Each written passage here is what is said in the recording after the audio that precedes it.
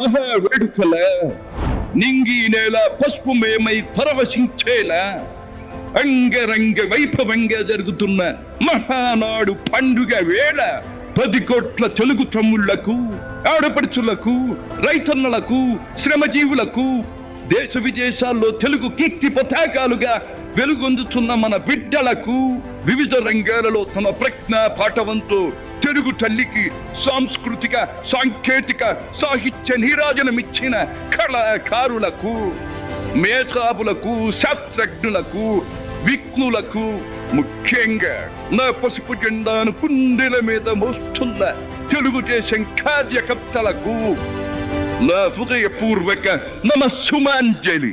సరిగ్గా 43 ఏళ్లయింది నా తెలుగు వారి కోసం, నా తెలుగు జాతి ఆత్మ గౌరవం నిలపడం కోసం తెలుగుదేశం పార్టీ స్థాపించి. నేను స్థాపించాను అనే కన్నా పుట్టింది అనాలేము. ఎందుకంటే ఆనాడు కార్మికుడి చెమట నుంచి, కర్షకుల రక్తం నుంచి, చాడిత పీడిత ప్రజల బాధ నుంచి పుట్టింది తెలుగుదేశం. కులమత వర్గాలకు అతీతమైన నవ సమాజానికి సరైన నిర్వచనం చెప్పేందుకే తెలుగుదేశం పుట్టింది. పేదకు కనీస అవసరాలైన పూటకు పక్కెడన్నము, తన దాచుకోవడానికి పక్కా ఇల్లు, గౌరవం నిలుపుకోవడానికి ఒంటి మీద వస్త్రం, వీటితో పాటు రైతన్నల సంక్షేమం, ఆడపడుచుల అభ్యుదయం, బలహీన వర్గాలకు పాలనాధికారం, వీటిని అందించడం కోసం మొదలైన తెలుగుదేశం ప్రస్థానం ఆ తరువాత ఎన్నో మలుపులు తిరిగింది. కొత్త జగతికి, అపూర్వ ప్రగతికి పాటను వేసింది.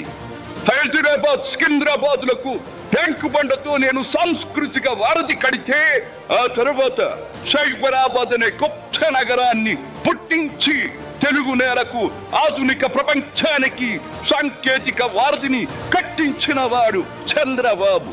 లక్షల రూపాయల జీతం గురించి ఏమారైనా కలగన్నామా? దాన్ని సాధ్యం చేసింది నా తెలుగుదేశం ప్రభుత్వమే అని చెప్పడానికి నాకు గర్వకారణంగా ఉంది. డోక్రా సంఘాలతో నా ఆడపడుచులు సాధించిన ఆర్థిక స్వాతంత్ర్యం చూసి నాకు సంతృప్తిగా ఉంది.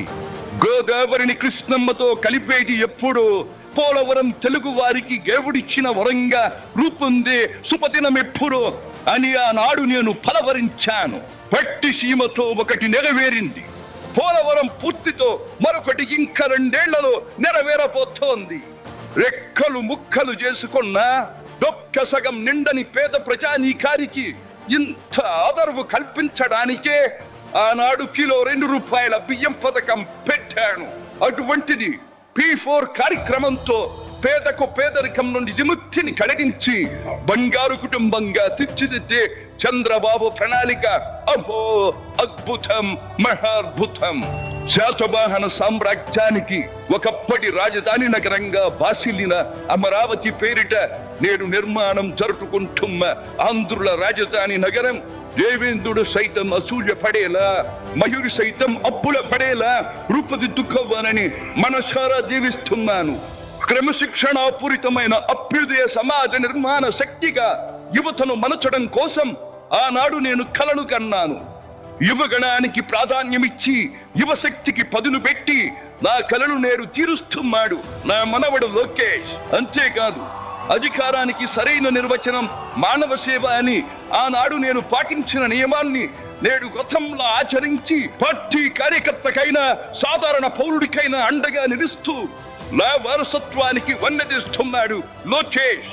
గగన సీమ నుండి ఇది చూసి అయ్యారే ఫలా ఫలా మనవడా ఫలా అని మురిసిపోతోంది నా మనస్సు.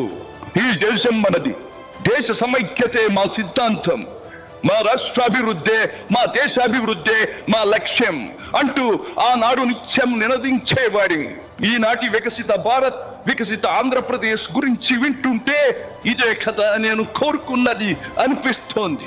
చివరిగా ఒక్క మాట, చెరుగు నేల నలు చెరుగులా పాడి పంటలతో పారిశ్రామిక వికాసంతో పరవశించాలని, తెలుగులాట ప్రతి ఇంట నిత్య వసంతాలు చెందాలని, ప్రజల కోసం అంకిత భావంతో ప్రభుత్వం చేస్తున్న కృషి ఫలితం కావాలని ఆకాంక్షిస్తున్నాను. సెలవు. సర్వే జన సుఖినో భవంతు.